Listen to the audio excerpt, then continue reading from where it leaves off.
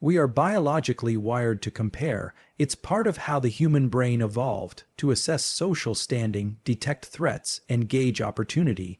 But in today's world, especially with constant social media exposure, this wiring can backfire. It can lead to decreased motivation, increased anxiety, and even distort your sense of identity. Here's the critical truth: the only useful comparison is with your past self, not someone else's highlight reel. When we compare ourselves to others, we activate neural circuits that can actually dampen motivation and reduce dopamine signaling. Dopamine, the molecule most associated with drive and reward, is not just released when we achieve something. It's also highly sensitive to how we perceive our progress. So if you're constantly measuring yourself against people who are miles ahead in a different race, your brain will interpret that as failure, even when you're making real progress in your own journey. Instead, you want to leverage neuroplasticity, your brain's ability to rewire based on experience, to train yourself to track internal progress. This means regularly asking, "What have I improved since last week?" Or "What effort am I proud of today that I wouldn't have made a year ago?" The more you reward effort-based progress, the stronger your intrinsic motivation becomes. This shifts you out of a reactive mindset and into an empowered one. The prefrontal cortex, your decision-making center, starts to guide your behavior rather than your emotional limbic system. Remember, the goal is not to ignore others, but to stop measuring your worth against them. Use others as inspiration, not comparison. What you focus on rewires your brain. Focus on your growth, and you build a more resilient, motivated, and fulfilled version of yourself, neurologically and psychologically. Comparison is a deeply ingrained part of human psychology, rooted in the evolutionary need to assess our place in the social hierarchy. But in the modern context, particularly with the prevalence of social media and hyper-curated digital personas, constant comparison can do more harm than good. It may seem like a harmless or even motivating behavior, comparing your achievements to those of others, but from a neurological standpoint, repeated comparison can activate brain circuits that reduce dopamine release and dampen motivation, leading to decreased drive, focus, and even happiness. To understand why this happens, we need to look at the role of dopamine in the brain. Dopamine is often oversimplified as a pleasure chemical, but it's more accurately described as the molecule of motivation, anticipation, and reinforcement. When we perceive that we are making progress toward a goal, the brain releases dopamine, particularly in the mesolimbic pathway, a network that connects areas like the ventral tegmental area VTA and nucleus accumbens. This dopamine release reinforces behaviors and tells the brain, "This is working, keep going." However, this system is highly sensitive to how we frame progress. When you compare yourself to someone who appears more successful, more attractive, or more advanced, you're essentially giving your brain the message that you're not enough, that you're falling behind. This perceived gap, especially if it feels unattainable, can decrease the brain's reward signaling.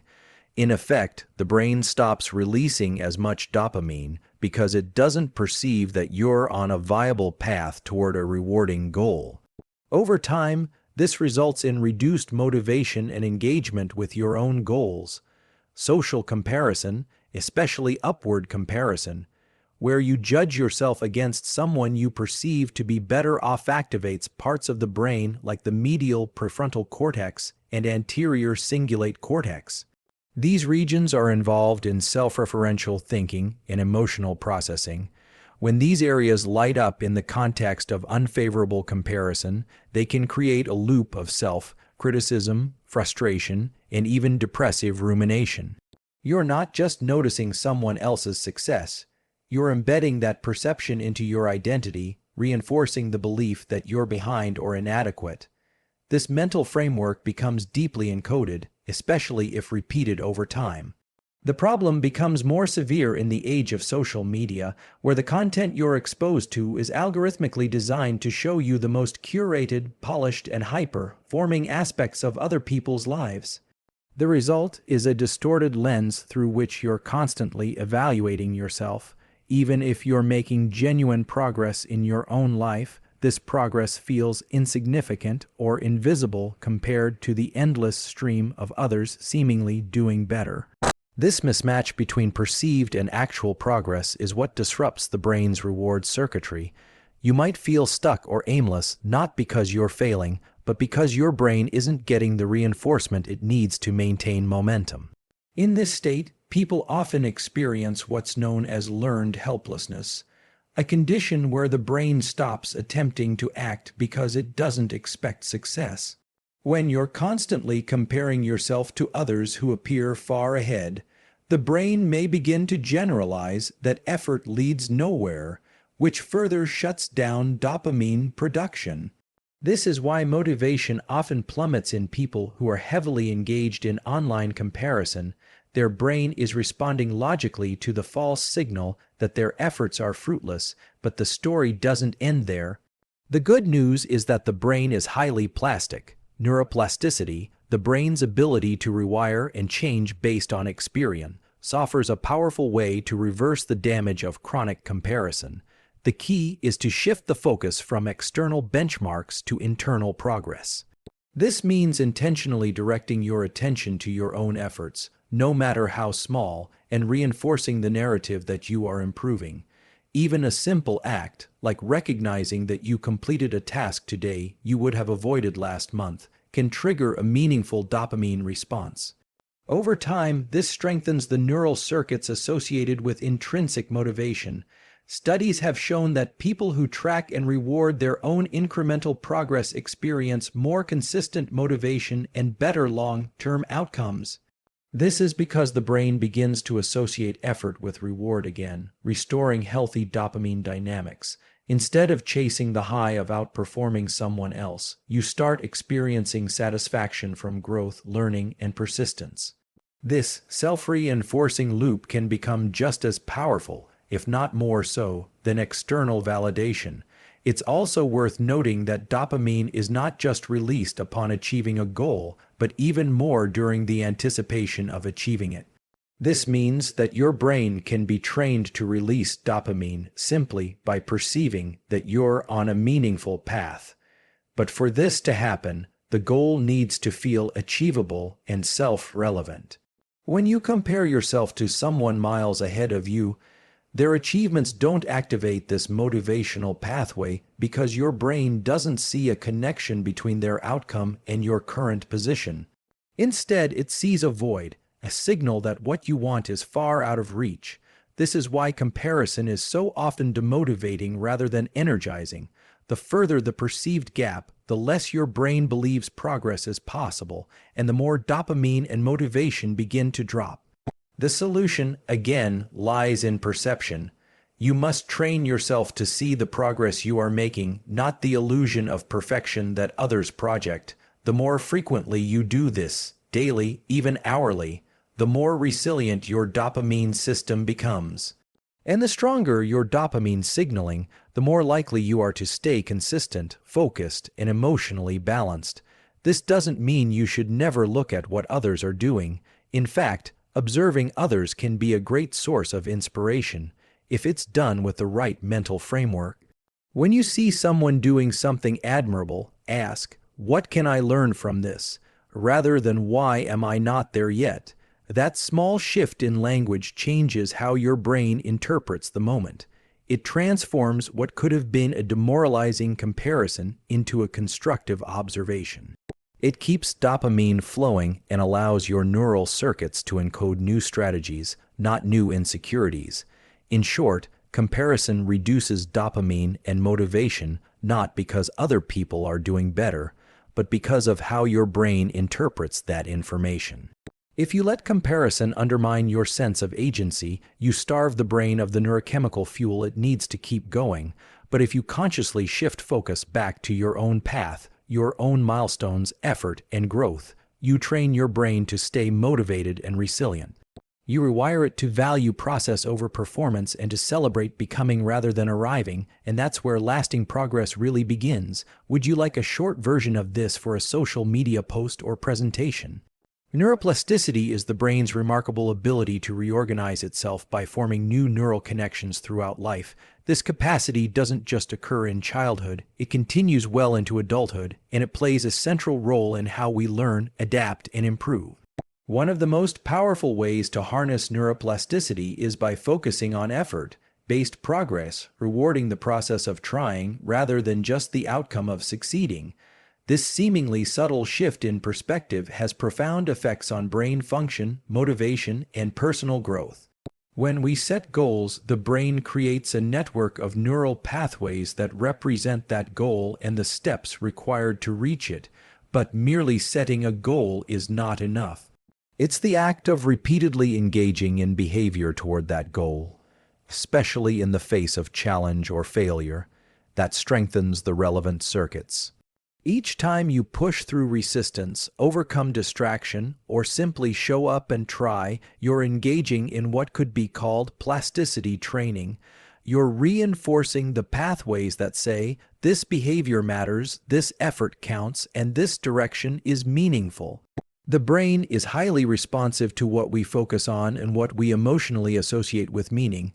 When effort is followed by internal reward, a sense of satisfaction, acknowledgement of progress, or pride in persistence, it releases dopamine.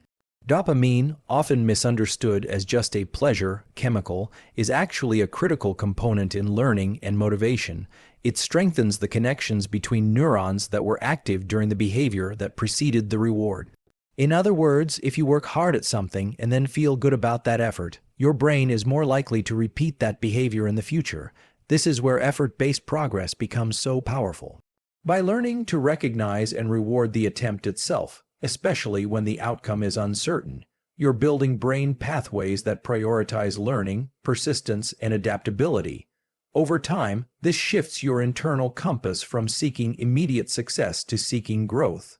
You become less reactive to setbacks and more resilient in the face of difficulty because your brain learns that effort is inherently valuable, regardless of external results. Effort-based focus also activates the prefrontal cortex, the area of the brain responsible for planning, decision making, and self-control.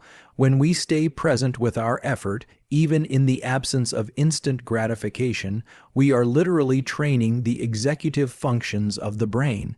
This improves our ability to delay gratification, manage frustration, and stay aligned with long-term goals. These traits are essential not only for success but also for emotional well-being. In contrast, focusing only on outcomes, especially outcomes that are dependent on external validation, can limit neuroplastic change. If the brain learns that the only time a behavior is valuable is when it leads to praise, rewards, or comparison-based success, it becomes less flexible. We start to avoid challenges that may not produce guaranteed wins, and we resist learning opportunities that include a risk of failure. This fear-based wiring limits the brain's willingness to adapt and ultimately slows down growth. Interestingly, neuroscience shows that the more effort you put into learning something, the more the brain changes in response. In studies of skill acquisition, such as learning a musical instrument or a new language, the individuals who practiced with high levels of attention and persistence, despite frequent mistakes, showed greater cortical thickness and more synaptic density in the relevant brain areas. These changes were not based on how quickly they mastered the skill, but on how deeply they engaged with the process. What this tells us is that effort, not ease, is what rewires the brain. The struggle itself is the signal that neuroplastic change is occurring. So when you're engaged in something difficult and you feel that internal friction, that resistance to continuing or the discomfort of not knowing, you are actually in the ideal state for learning and transformation. If you can pair that moment with a mindset that says this is part of the process or this effort is building me, you create a strong feedback loop that promotes lasting change. This principle also aligns with what's known as the growth mindset, a concept made popular by psychologist Carol Dweck. A growth mindset emphasizes the belief that abilities and intelligence can be developed through effort and practice. From a neurological perspective, a growth mindset literally shapes how the brain responds to challenge. People with a growth mindset show increased activation in the anterior cingulate cortex and prefrontal areas when they make mistakes, regions that are involved in learning and cognitive control. This heightened activity reflects a brain that's more attuned to adapting and improving. When we consciously adopt an effort-based approach to self-improvement, we also buffer ourselves from the emotional volatility that often comes with failure. If our sense of value is tied only to success, then failure becomes a threat to our identity. But if we value effort, failure becomes information. It tells us what needs more work, not that we are inherently lacking. This cognitive reframe reduces the stress response, allowing the brain to stay in a more regulated state where learning and plasticity are possible. Additionally, rewarding effort-based progress nurtures a sense of autonomy and agency. You are no longer at the mercy of external outcomes or the validation of others. Instead, you create your own internal metric for progress, which is under your control. This increases motivation and sustains engagement, even when results are delayed. Autonomy is a powerful driver of intrinsic motivation, and intrinsic motivation is what keeps us going when challenges arise or when external rewards are not present. In practical terms, applying effort-based neuroplasticity means setting up your environment and mindset to notice and appreciate small wins. Journaling about what you worked on, reflecting on moments when you persisted, or even mentally affirming yourself after a focused work session can all trigger dopamine release that supports learning. These micro-rewards are not about ego, they are about signaling to your brain that effort is valuable and therefore worth repeating. This approach is especially important in today's world, where comparison and perfectionism are so common. When you're constantly exposed to curated images of other people's success, it's easy to feel like your progress isn't enough. But neuroplasticity doesn't care about where others are, it responds to where you put your focus. If you focus on consistent effort, small improvements, and personal milestones, your brain will adapt accordingly. Over time, this leads not just to improvement in skills or habits, but to a deeper change in your identity. You become someone who trusts their ability to grow, someone who is resilient, adaptable, and aligned with the process rather than the product. In essence, neuroplasticity gives you the ability to shape your brain by how you choose to engage with effort. Every time you try, struggle, persist, and reflect, you're leaving a trace in the neural architecture of who you are becoming. And when you consistently reward the effort, not just the outcome, you create a brain that is optimized for lifelong growth. That is the power of effort-based neuroplasticity. It turns everyday practice into profound transformation. Intrinsic motivation is the internal drive to do something because it is inherently rewarding or meaningful, not because of external rewards like praise, money, or recognition. It is one of the most powerful forms of motivation because it sustains long-term engagement, creativity, and resilience.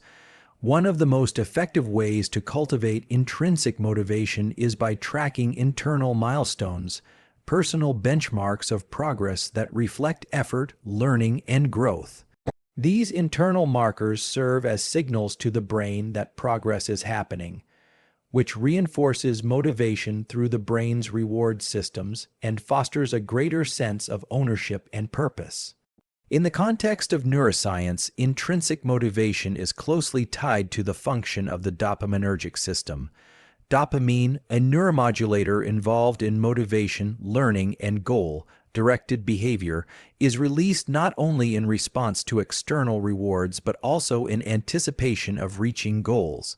This anticipation is especially strong when goals are clear, personally meaningful, and perceived as achievable. Internal milestones create this structure. They break larger, often overwhelming goals into smaller, attainable steps.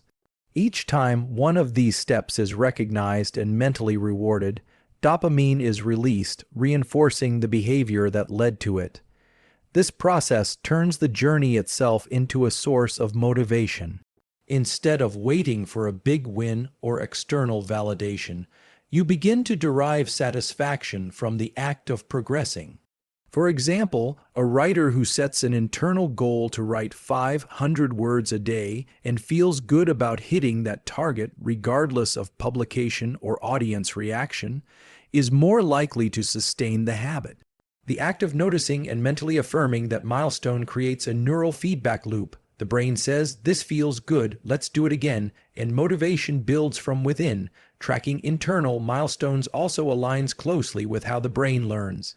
Neuroplasticity, the brain's ability to rewire itself through experience, is enhanced by focused attention and emotional engagement.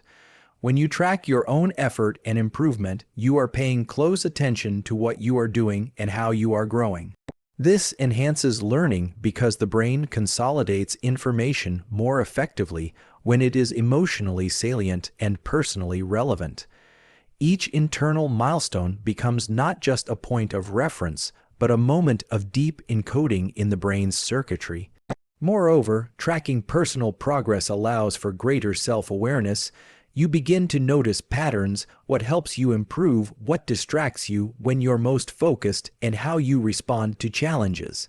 This self-knowledge is crucial for developing autonomy, a core component of intrinsic motivation. Autonomy is the sense that you are in control of your actions and that your behavior is self-directed. When you create and track your own milestones, you reinforce this autonomy. You're no longer reliant on others to tell you you're doing well. You know it based on your own internal metrics. This process also fosters what psychologists call competence, another key driver of intrinsic motivation. Competence is the sense of being effective, of mastering skills and improving over time.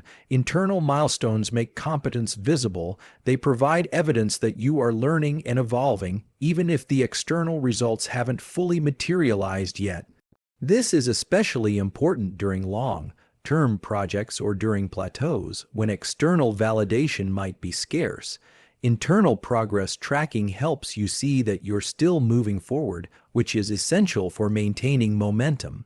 One reason this system works so well is because the human brain thrives on feedback. Feedback allows the nervous system to adjust behavior, refine strategies, and stay on course. When you track internal milestones, you're giving yourself continuous feedback. This doesn't have to be formal or complex. It can be as simple as journaling what you learned today, noting that you handled a challenge better than last time, or realizing that a task took less time than it did last week. These small reflections act as feedback loops that reinforce the brain's sense of purpose and direction. Another key benefit of internal milestone tracking is that it buffers you against the stress and anxiety that can come from external comparison.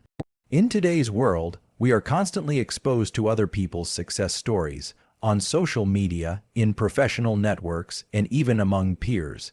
This exposure can create unrealistic standards and lead to feelings of inadequacy. But when your motivation is anchored in internal progress, these comparisons lose their power.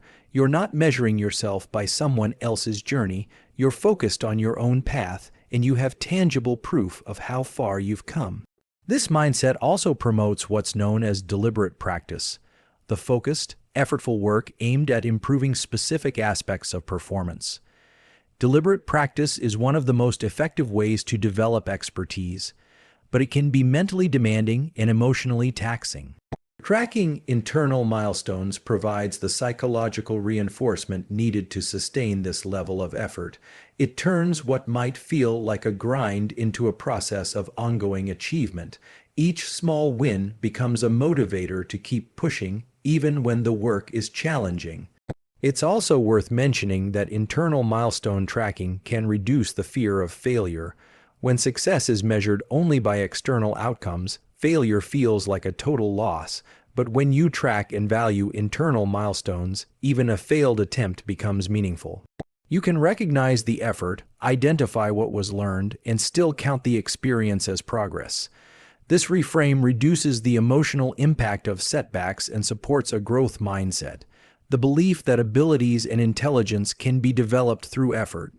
Practically speaking, implementing this approach can be simple. Start by identifying your long-term goal, then break it into smaller, meaningful steps. Set daily or weekly intentions based on what you want to improve or maintain. Keep a log of what you did, how you felt during the process, and what you learned. Celebrate the moments when you notice improvement, no matter how small. This could be a deeper level of focus, a quicker recovery from distraction, or a better grasp of a complex concept. These are all internal wins that deserve recognition. It's also helpful to periodically reflect on your journey. Look back at where you started and where you are now. Often, we're so focused on the next goal that we forget how much progress we've already made. Regular reflection allows you to reconnect with your own narrative of growth, reinforcing the idea that you are capable of change. This reflection can be deeply motivating, especially during times when progress feels slow or invisible. In essence, tracking internal milestones trains your brain to find meaning in effort, growth, and persistence. It activates the brain's reward systems in a way that reinforces behavior, enhances learning, and sustains motivation. Over time, this approach builds a resilient and self-motivated mindset that can adapt to challenge, navigate uncertainty, and thrive even in the absence of external validation. By learning to see and celebrate your own progress, you not only move forward, you become the kind of person who is driven from within. That kind of motivation doesn't fade when circumstances change. It becomes a lasting engine for growth. In a world saturated with metrics, rankings, and performance indicators, it's easy to fall into the trap of using others as benchmarks for your own progress.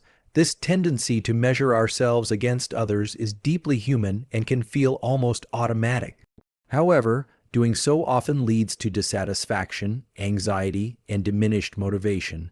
There is a healthier, more constructive way to engage with the accomplishments and qualities of others, by using them as sources of inspiration rather than as direct comparisons or standards. This shift is not just philosophical, it has real neurological, psychological, and emotional consequences that shape the way we learn, grow, and thrive. When we use others as benchmarks, we frame their success as a reflection of where we should be. This often creates a mental script rooted in deficiency. They're better than me, I'm behind, or I'll never catch up. These thoughts are not neutral. They engage brain circuits that elevate stress hormones like cortisol and reduce the release of dopamine, the neurochemical responsible for drive, pleasure, and learning. Over time, this repeated activation of stress pathways can erode our self-efficacy, dampen motivation, and even lead to burnout. The brain starts associating progress with threat rather than reward. In contrast, when we view others as inspiration, we reframe the narrative. We acknowledge their success without devaluing our own path. This approach creates a different neurochemical environment, one where curiosity and excitement can take the place of stress and inadequacy. The brain begins to see others' achievements as examples of what is possible, not evidence of personal failure. This difference in framing changes everything about how we interpret challenges and pursue goals. One reason this shift is so powerful is because of the brain's mirror neuron system. Mirror neurons are cells that fire both when we perform an action and when we observe someone else performing the same action. This system plays a critical role in learning through imitation and empathy. When we see someone do something admirable and we interpret it through a lens of inspiration, we activate the brain's internal simulation systems that allow us to mentally rehearse that behavior. This primes our own neural circuits for growth and action. In other words, inspiration isn't passive, it's a form of experiential learning, but for this learning to take place, the observation must be free of self-judgment. If we immediately turn someone else's success into a reflection of our own inadequacy, the brain shifts into a defensive mode. Learning shuts down. Emotionally, we withdraw. But if we instead think, "That's impressive. What can I learn from that?" The brain remains open and the possibility for personal development expands. We engage the prefrontal cortex in a positive way, supporting decision making, planning, and goal setting. This mindset also supports what's known in psychology as self-determined motivation. According to self-determination theory, the most sustainable and fulfilling forms of motivation come from internal values, not external pressures. When we use others as benchmarks, we are often trying to conform to an external standard. We may even pursue goals that aren't aligned with our interests or strengths, simply because we see others excelling in those areas. Over time, this leads to misalignment and emotional exhaustion. On the other hand, when we use others as inspiration, we are more likely to stay rooted in our own values and goals. We don't try to copy someone's life. We take pieces of their approach, mindset, or discipline and integrate it into our own journey. This kind of selective modeling supports autonomy, one of the core needs for intrinsic motivation. We're choosing our own direction, even as we learn from others. That autonomy, combined with competence, the sense of improving at something meaningful and relatedness, feeling connected to others, fuels deeper engagement and long-term commitment. Furthermore, using others as inspiration allows us to cultivate a mindset of abundance rather than scarcity. Scarcity says, if they have it, I can't. Abundance says, if they did it, maybe I can too. This seemingly small shift dramatically alters our emotional state. Instead of reacting with envy or resignation, we respond with possibility and hope. This emotional environment supports plasticity, our brain's ability to grow and adapt, because it reduces threat perception and increases the sense of reward in taking action. A mindset of inspiration also invites collaboration. When we stop viewing others as competition and start seeing them as guides or sources of insight, we open ourselves to richer relationships and more opportunities. We ask questions, seek mentorship, and engage in shared learning. These social interactions reinforce learning at a neurochemical level by increasing oxytocin, a hormone that enhances trust and connection. In this way, inspiration not only helps us grow individually, but also enhances our ability to thrive socially. It's important to note that using others for inspiration doesn't mean idolizing or imitating them without discernment. It means observing them with curiosity and humility. What are they doing that resonates with me? What strategies might work for my goals? What attitudes or habits do they embody that I admire? This reflective process turns inspiration into practical action. It turns admiration into transformation. We don't become them, we become better versions of ourselves, and perhaps most importantly, when we use others as inspiration rather than benchmarks, we protect our mental health. Constant comparison, especially in the age of social media, has been linked to increased rates of anxiety, depression, and low self-esteem. But when we reframe what we see, not as standards we must meet, but as proof of what's possible, we shield ourselves from those negative effects. We allow ourselves to grow at our own pace in our own direction while still learning from the excellence of others. This approach also supports long-term resilience. There will always be people ahead of us, and if our self-worth is tied to being the best, we will constantly feel threatened. But if our energy comes from a desire to grow, to learn, and to contribute meaningfully, then others' successes simply become part of a broader ecosystem of human potential. They don't diminish us, they enrich us. In the end, the way we view others shapes the way we view ourselves. If we view others as standards we must live up to, we'll always feel like we're falling short. But if we see others as lights along the path, each illuminating a different possibility, we can find our way forward with more clarity, more confidence, and more joy. Inspiration fuels growth, comparison stifles it. The choice between the two may seem subtle, but it defines the direction and quality of our inner life. And when we make the shift toward inspiration, we align with one of the most powerful truths of human development. We don't have to be someone else to become our best self. we just have to learn from them.